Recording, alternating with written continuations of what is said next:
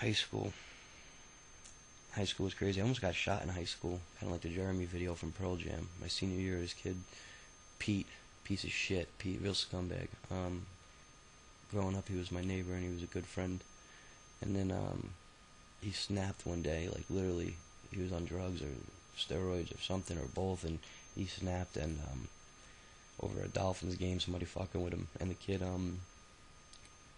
like went nuts, tried to kill his baby mama, tried to kidnap his baby, tried to like rape my ex-girlfriend, like crazy shit, and came after me. I'm sitting there one day, I had in-school suspension, which is suspension in class for the bad kids, and me and a group of my friends, not to name any of their names, a bunch of us were in there, we were tripping our balls off on acid, and we smoked earlier in the park because we knew we were all suspended together, and we did a lot of acid in those days, a lot of acid. Sitting in class, I'm tripping my face off. It's like second period, so it's like 2 hours into the trip. I'm feeling good. I'm riding it, and next thing I know, I hear all this commotion and shit going on in the hallway, and I'm like, what the fuck is this? What the fuck is this? This kid, oh, I hear commotion, commotion. The kid runs in, pulls a gun on me, and it's like, whoa, whoa, whoa, whoa. People in the class are like, whoa. I'm thinking it's a joke. I'm tripping. I'm thinking someone's fucking with me. I put my finger on the trigger, on the barrel, and I'm like, in the nozzle, I'm like, you're gonna shoot, man? Go ahead, fuck with me. He's like, you're my friend, man. You're my friend. What the fuck? I'm like, dude, what the fuck, dude? You gonna shoot me? Shoot me, bro.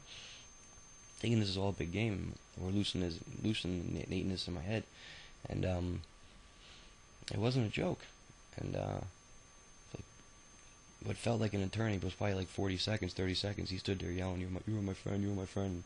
Thank God he didn't pull the trigger. I wouldn't be here telling this story, but. He ran out the building. Next thing I know, the cops come running, and I'm like, what the fuck just happened? What the fuck just happened? They pull me into the fucking vice principal's office. I'm tripping my balls off, and my vice principal, Miss Sorgi, one of the greatest women ever in the world. She had Doors posters on her wall, and she was down for the cause. She was a great woman. She brings me in there, and she's like, I'm like, I think I should go home. And they're like, no, you're probably not safe going home. I'm like, well, I'm not safe being fucking here. You know what I mean? I just had a gun pulled on me. In class, I'm sitting here supposed to be safe. What the fuck is this, you know? They had to come get me out of school. It was crazy. It was a nut. Like I said, he lived like around the block from me. The kid snapped and did a lot of crazy other shit that week. And we had to like press charges on him or some bullshit. I don't remember the full story with that, but I was too young to press charges. I was a minor, so like my family had to press charges.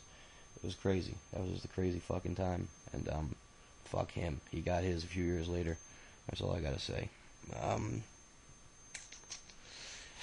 In high school, besides going to little hardcore shows, I went to Lollapaloozas, went to 93 and 94. 93 I went by myself. I went with Lisa Duffy and Irene, and I kind of bounced from them, and went by myself and pretty much spent the whole day by myself. It was awesome, it was dope. And the next day went to a show in friggin' Jake's garage, and it was awesome. What the hell is the name of the group that played there? They became Shadows Fall, but the name of the group was before Shadows Fall. What the hell is the name of the group? Anyway, it's disturbing me. I used to love going to concerts and music back then, but I wasn't even so much making the music back then. I was into the art completely and totally. My art teachers, Miss Lombardi and Mr. Peters, more Miss Lombardi than Mr. Peters. I called her mom. She was the best. She was the one that gave me a palette and a blank canvas and said, show me what's in your mind. I used to tell her about these things I'd picture in my mind, and she'd say, put them on canvas. Show me. And she was the best. We called her mom. She was a saint. She was a fucking saint. And our art class, she even had me like in advanced art classes and stuff before I was supposed to be in them. She was the bomb, and she gave me complete total control and freedom to do whatever I wanted to with the art. And I'd go into class completely out of my mind and just put down on canvas. Like I lived for art class. I put down whatever I could on that canvas, and she let me take stuff home. And it got to a point I started burning shit on canvas, like my old phone and my answering machine and little nickel bags and dimes and empty baggies and markers and pens and shoehorns, and she would couldn't have this in class, you know what I mean? She couldn't have this in class. I had to go outside the building. Then I couldn't do it on school property, so I had to do it at home. And still it was awesome. She would give me every material I needed to do it, charge the school for it. She was like mom. She was great. Our class we had was incredible. Me, Ox, Julie Harder, Urs, BM. We had some amazing artists in that class. Really did. We called her mom. Like I said, she let me smoke and do whatever I wanted to in class. My senior year, my friend Juan goes by my class and he's like, "Yo, G," he's like, "Come on, we gotta go. I'm like, "What's up, dude?" He's like, and in her class we got these little yellow slips. Every class we do little yellow slips, and we got one pass to go get a water drink, and then one pass to go to the bathroom. Every day I used both of them because I had no lunchtime my senior year, and Juan wanted me to go smoke some dust with him in the park, and I'm like, "Miss Lombardi, I can't lie to you. This is so much faith and trust like I had in this woman, and could tell her anything in my life." I was like, "Miss Lombardi, I can't lie to you. You're like my second mom." I was like, "I'm going to smoke dust." She's like, "Fred, I already gave you a water pass. I already gave you a bathroom pass. Where are you going?" I said, "Miss Lombardi, I'm going to smoke dust in the park." And she's like, "Fred, I can't." She's like, "I don't believe it." I'm like, "Miss Lombardi, I'm being straight up honest with you." I'm like, "You're like my mother. I'm telling you the truth." She gives me a dirty look, pulls out the book of passes, writes down Fred to smoke dust in the park on the pass.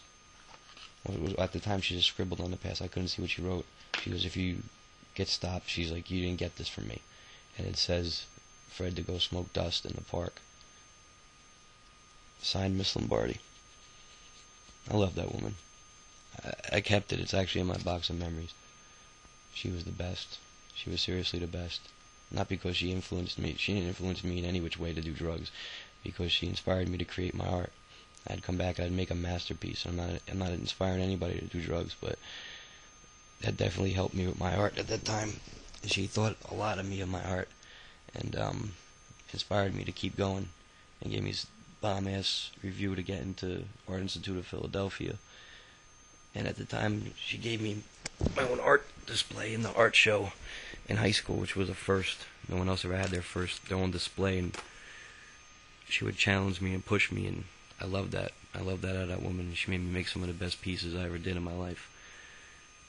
And I miss her more than anything, probably out of high school. Besides high school. In high school, I was like anti-everything. I didn't even wear jeans. All I wore was khakis. For 4 years straight, I wore khakis. I never wore jeans. You couldn't find a picture of me with jeans on. And I was also vegan. I was not a vegan. I was vegetarian at the time. I stopped eating meat because of a book called Diet for America. I didn't eat meat once throughout my besides my freshman year, sophomore, junior, and senior year, I did not eat meat for a few years after that. 7 years in total. But didn't eat meat in high school. Let's see. Mr. Siddons, our principal. He was a piece of shit. Dick Chin. He had beef with my brother. My brother Frank, one before me, when he was in school, and it carried on to me. My senior year, we had the prep rally, and me and my boy Pat, he had his blue hair, he had his hair dyed all blue, and fucking, we're sitting there, we're all fucked up, and we're yelling stupid shit. We want the spirit stick. We had a thing, a spirit stick. If you cheered the loudest, whatever grade, you got the stick. And my senior year, I was technically a senior and a junior, so I cheered for both. But we're cheering for the stick. Afterwards, we lost, and we're cheering for the stupid spirit stick in the hallway. We want the fucking freedom stick. We're yelling. Mr. Siddons runs up and he grabs me. I'm like, "Get your fucking hands off me." He's like, "It was you, Gattuso. I heard you yelling this and that." I'm like, "You didn't hear shit, man. I ain't yelling nothing." He's like, "You're cursing. Come with me up to my office." I'm like, "Fuck you, man." I'm like, "Whatever." So I go up to his office. I'm like, "Fuck, I'm caught." And I go up there. He's like, "We're calling your mothers now." I'm like, "Whatever, man." He calls my mother, and he puts on his speakers. "Miss Gattuso, we got your son here," and he was yelling in the halls, blah blah blah. I'm like, "Ma, I ain't do shit, Mom." And she's like, what happened, Freddie? This not blah blah. And he's like, he like cuts me off and like gets loud with my mother. I'm like, excuse me, motherfucker. I said to him, I was like, excuse me. I said, are you trying to get loud with my mother? And she's like, Freddie, calm down. It's not blah. I'm like, you don't. One thing in this world you never do is disrespect my mother. I don't care who you are. I don't care where you're from. I don't care what kind of power and authority you have. You don't disrespect my mother. Not to my face. And because if you do, you ain't never gonna fucking see again. Because I will rip your eyes out. I will skull fuck you, and I will impregnate my fucking seed in your brain, straight up.